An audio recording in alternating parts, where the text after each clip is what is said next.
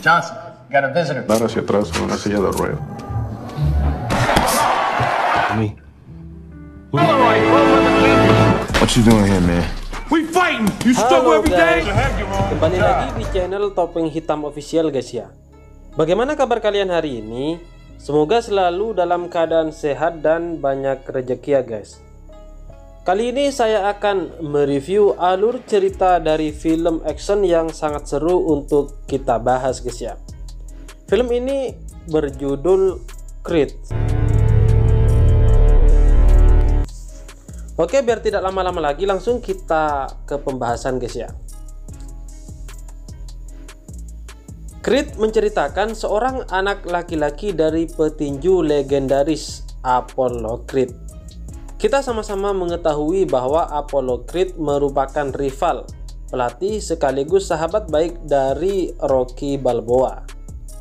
Kini Rocky telah menjadi sosok petinju yang sama melegendanya dengan Apollo Creed. Sementara itu, Adonis yang merupakan putra dari Apollo harus melalui masa lalu yang kelam dan menempuh jalan berliku demi mencari jati diri, serta membangun masa depannya sendiri. Dalam sebuah lembaga permasyarakatan, dua orang anak lelaki sedang berkelahi. Salah satu di antaranya memiliki postur tubuh yang jauh lebih kecil dari lawannya. Namun, ia memiliki nyali dan kekuatan seperti seekor singa. Dengan satu gerakan, ia berhasil membalikkan posisi dan menghajar lawannya habis-habisan. Untungnya, seorang penjaga bertindak cepat dengan mengangkat bocah bertubuh kecil itu lalu menjauhkannya dari kerusuhan yang terjadi. Jika tidak, nasib lawannya yang bertubuh besar mungkin akan lebih buruk dari sekadar babak belur. Adegan berpindah kepada seorang wanita yang mendatangi lapas tersebut. Wanita itu bernama Mary Anne, janda dari mendiang Apollo Creed. Ia hendak mengunjungi seseorang yang ternyata adalah si bocah bertubuh kecil yang tadi terlibat dalam perkelahian. Kemudian, Mary mengatakan sebuah fakta bahwa anak itu adalah putra dari Apollo Creed yang merupakan suaminya. Why were you fighting? I'm not from a group home. I was angry for so long. Ia pun menawarkan diri untuk mengasuh si anak yang bernama Adonis itu. Maka Adonis kecil pun menerimanya. I would like it very much if you would come and... What was it? Belasan tahun kemudian, Adonis telah tumbuh menjadi seorang pemuda. Ia bekerja di sebuah perusahaan dan baru saja mendapatkan promosi. Akan tetapi, ia malah mengundurkan diri karena merasa pekerjaan itu tidak sesuai dengan keinginannya.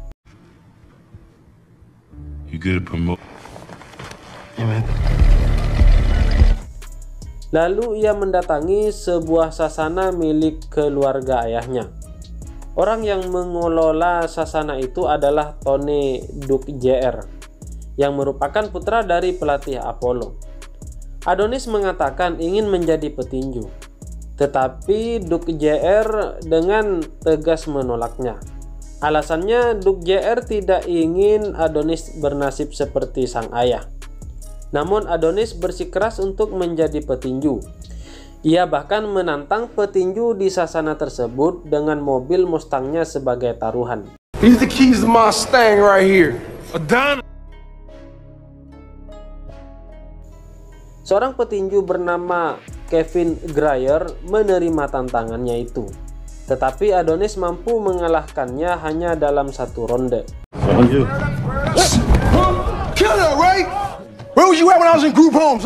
Kemudian Adonis kembali menantang petinju lainnya.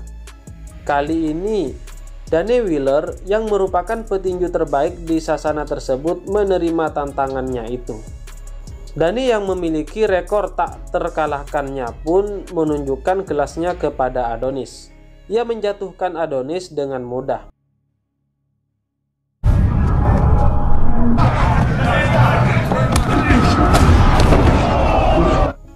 Di rumah, Mary Anne mengomeli Adonis yang pulang dalam keadaan muka bonyok. Sebenarnya, Mary Annie juga tidak menyetujui keinginan Adonis untuk menjadi petinju, tetapi ia tetap memberi petunjuk bagi putranya itu. Atas petunjuk dari ibunya itu, Adonis pun pergi ke Philadelphia dan menemui Rocky Balboa. Ia mengetahui Rocky adalah petinju legendaris yang pernah mengalahkan ayahnya. Adonis meminta Rocky untuk melatihnya menjadi seorang petinju. Namun, Rocky mengatakan bahwa ia telah berhenti dan enggan untuk berurusan dengan dunia tinju kembali. Adonis yang merasa Rocky tidak memberinya kepastian pun mendatangi sebuah sasana untuk mendaftar dan memulai latihan tinju. Pengelola sasanan itu bernama PT yang merupakan teman Rocky. PT pun menerima Adonis. Di sisi lain, Adonis juga berkenalan dan mulai menyukai seorang wanita bernama Bianca. Bianca adalah seorang penyanyi dan penulis lagu yang tengah meniti karirnya di dunia musik. Suatu ketika, Rocky mendatangi sasana milik PT dan menemui Adonis. Setelah mempertimbangkan baik-baik, Rocky pun menerima Adonis sebagai muridnya. Selain Rocky, tidak ada yang mengetahui identitas asli Adonis. Dalam sasana PT pun, Adonis mendaftarkan diri dengan nama Doni tanpa menyertakan nama belakang ayahnya. Maka Adonis pun memulai rutinitasnya dengan berlatih bersama Rocky. Selain itu, ia juga memiliki hubungan yang makin dekat dengan Bianca. Dalam satu kesempatan, PT menawarkan agar Doni alias Adonis melawan Leo Sporino, yang merupakan anak didiknya. Dalam sebuah pertandingan resmi, awalnya Rocky menolak karena merasa Adonis belum siap, tetapi Adonis berhasil membujuknya sehingga menerima tawaran pertandingan itu. Rocky membawa Adonis ke sasana Front Street dan memperkenalkannya kepada orang-orang yang akan menjadi timnya. Di tempat itu pula Rocky mulai melatih Adonis untuk mempersiapkannya melawan Leo Sporino. Slow it down. Hey. Menjelang pertandingan, PT mendatangi Rocky untuk mengklarifikasi identitas Doni sebagai putra dari Apollo Creed. Rocky tidak bisa membantahnya, tetapi Rocky meminta PT untuk merahasiakan hal itu dari siapapun untuk saat ini. Ia ingin Adonis membangun reputasinya sebagai dirinya sendiri tanpa bayang-bayang dari kebesaran ayahnya. Adonis pun bertanding melawan Leo. Saat itu ia memakai nama Adonis Johnson. Awalnya Adonis yang sempat merasa gugup karena belum berpengalaman harus kewalahan di ronde pertama. Namun berkat instruksi dan motivasi dari Rocky, Adonis pun berhasil menjatuhkan Leo dan mengalahkannya pada ronde kedua. Sebagai pemula, Adonis meraih prestasi yang sangat bagus. Kabar kemenangan Adonis mulai menyebar dalam dunia tinju. Sayangnya ada yang menyebarkan informasi mengenai identitasnya sebagai putra dari Apollo Creed. Hal itu menarik perhatian seseorang bernama Tommy. Tommy merupakan manajer dari petinju bernama Ricky Conlan. Adonis pernah menyaksikan berita bahwa Ricky akan melawan Danny Wheeler, tetapi batal karena Rocky telah membuat kericuhan saat konferensi pers. Tommy pun mendatangi Rocky dan Adonis untuk menawarkan pertandingan melawan Ricky Conlan. Ia meminta identitasnya sebagai putra Apollo Creed. Meskipun awalnya merasa keberatan, Adonis pun menerima syarat itu. Sebenarnya Rocky merasa terlalu dini sebagai Adonis untuk menghadapi Conlan. Tetapi lagi-lagi putra sahabatnya itu berhasil membujuknya dan menerima tawaran pertandingan itu. Di tengah-tengah pelatihan, kondisi Rocky memburuk secara tiba-tiba. Ia mendapat diagnosis menderita penyakit kanker. Meski demikian, Rocky tetap melanjutkan tugasnya sebagai pelatih Adonis. Bahkan ketika Adonis mengkhawatirkan kondisinya, Rocky melontarkan kata-kata yang menyinggung Adonis. Always pay attention to your... When you starting treatment, some bum that's living in your crib just... Merasa kesal, Adonis meninggalkan Rocky dan menemui Bianca. Namun ia malah menghajar seorang penggemar Bianca yang membuat suasana hatinya semakin memburuk. Akibatnya Adonis harus mendekam dalam sel tahanan selama sehari semalam. Rocky mendatangi Adonis dan meminta maaf karena telah menyinggungnya. Ia hanya menginginkan Adonis fokus mempersiapkan pertandingan besar pertamanya. Mereka berdua pun berbaikan dan melanjutkan kembali proses pelatihan itu bersama-sama.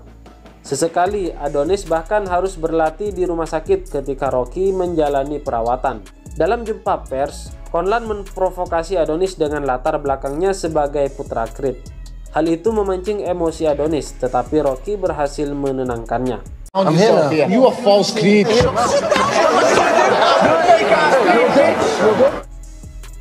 Pertandingan antara Adonis dan Ricky pun berlangsung. Ricky Conlan membuat Adonis kewalahan di ronde pertama dan melukai pelipisnya.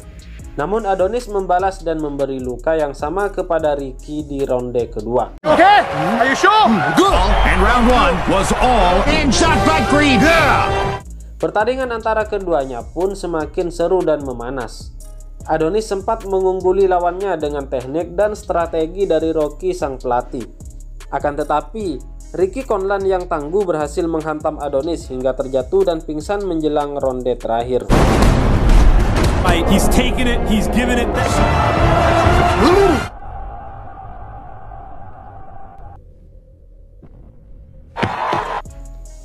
Bayangan sosok Apollo Creed memenuhi benak Adonis dan menyadarkannya. Ia pun berhasil bangkit sebelum hitungan terakhir. Seorang tenaga medis memeriksa penglihatan Adonis yang mengalami cedera pada salah satu matanya.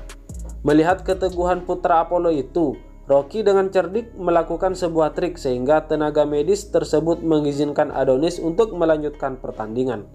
Conlan yang tengah melakukan selebrasi karena mengira dirinya sudah menang pun harus bertanding kembali.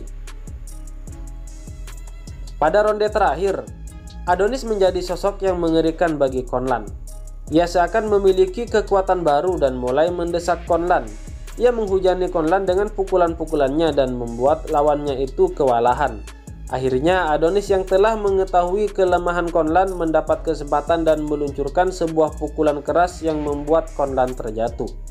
Sayangnya Conlan masih mampu berdiri kembali sebelum pertandingan itu selesai. Para juri menetapkan Ricky Conlan sebagai pemenang berdasarkan selisih nilai. Adonis memang merasa kecewa karena kekalahan itu, tetapi ia tidak menyesal karena ia telah mengeluarkan kemampuan terbaiknya. Meskipun memiliki kesan sebagai bad boy, Ricky Conlan merupakan petarung yang hebat dan sportif. Buktinya Conlan menyelami Adonis dan mengakuinya sebagai seorang petinju yang memiliki bakat dan potensi besar. Berkat kegigihan dan kemampuannya saat menghadapi Conlan, Adonis pun mendapatkan rasa hormat dari setiap orang sebagai dirinya sendiri. Seseorang menanyakan bagaimana perasaan Adonis mengenai keterkaitannya dengan sosok Apollo Creed yang legendaris itu. Adonis menjawab dengan berkata bahwa ia sangat mencintai ayahnya. Selain itu, Adonis juga mengungkapkan bahwa dirinya bangga menjadi seorang Creed. Dan lalu film ini pun berakhir guys ya.